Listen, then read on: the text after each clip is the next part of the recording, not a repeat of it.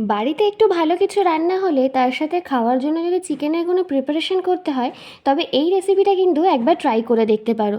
খেতে কিন্তু দুর্দান্ত লাগে, আর বানানোর ঝামেলা তো একদমই নেই। খুবই ইজি একটা রেসিপি যেটা চটপট তৈরি হয়ে যায়।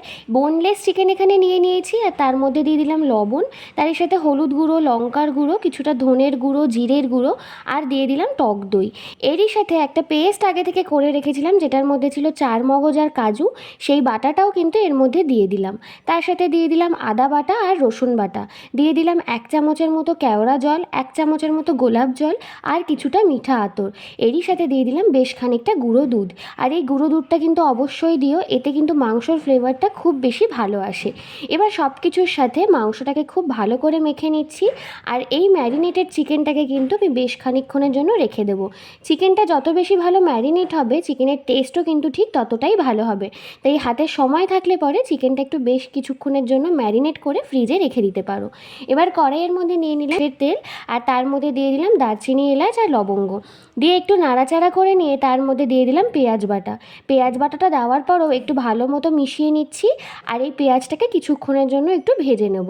পেঁয়াজটা হালকা একটু কালার চেঞ্জ হয়ে আসলে কিন্তু এবার একে একে এর মধ্যে আরও কিছু জিনিস আমি দিয়ে দেবো। তার জন্য প্রথমেই দিয়ে দিলাম পরিমাণ মতো লবণ, হলুদ গুঁড়ো, কিছুটা লঙ্কার গুঁড়ো, কিছুটা কাশ্মীরি লঙ্কার গুঁড়ো।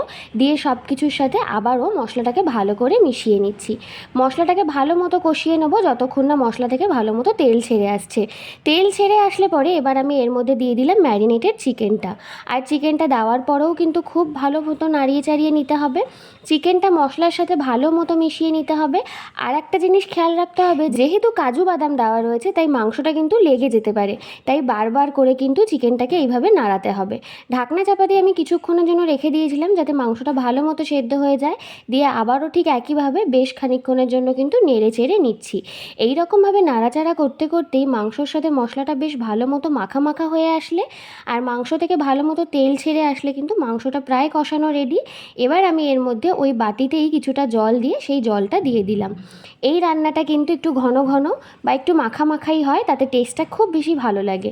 তাই মাংসর মধ্যে পরিমাণ মতো জল দিয়ে আবারও কিছুক্ষণের জন্য নেড়ে চেড়ে নিচ্ছি। এইভাবে ফুটে আসলে, ঝোলটা একটু গাঢ় হয়ে আসলে নামানোর আগে আমি দিয়ে দিলাম গরম মশলা গুঁড়ো। দিয়ে আবারও 2-3 মিনিটের মতো নেড়ে চেড়ে নিলেই কিন্তু চিকেনের এই রেসিপিটা একদম তৈরি। এটা খেতে কিন্তু দুর্দান্ত লাগে। বিরিয়ানি হোক, ফ্রাইড রাইস হোক, বা পরোটা বা লুচি, যে কোনো কিছুর সাথেই কিন্তু এই চিকেন কোরমার রেসিপিটা একদম পারফেক্ট। এইভাবে খুব সহজেই কিন্তু বাড়িতে তোমরা এই চিকেন কোরমার রেসিপিটা তৈরি করে নিতে পারো। আর আমাকে জানাতে ভুলো না কেমন লাগলো। আজকের ভিডিওটা এই পর্যন্তই। ভিডিওটা ভালো লাগলে একটা লাইক করে দিও, আর চ্যানেলটাকে সাবস্ক্রাইব করে দিও। ফেসবুক পেজ থেকে দেখলে পেজটাও কিন্তু ফলো করে দিও।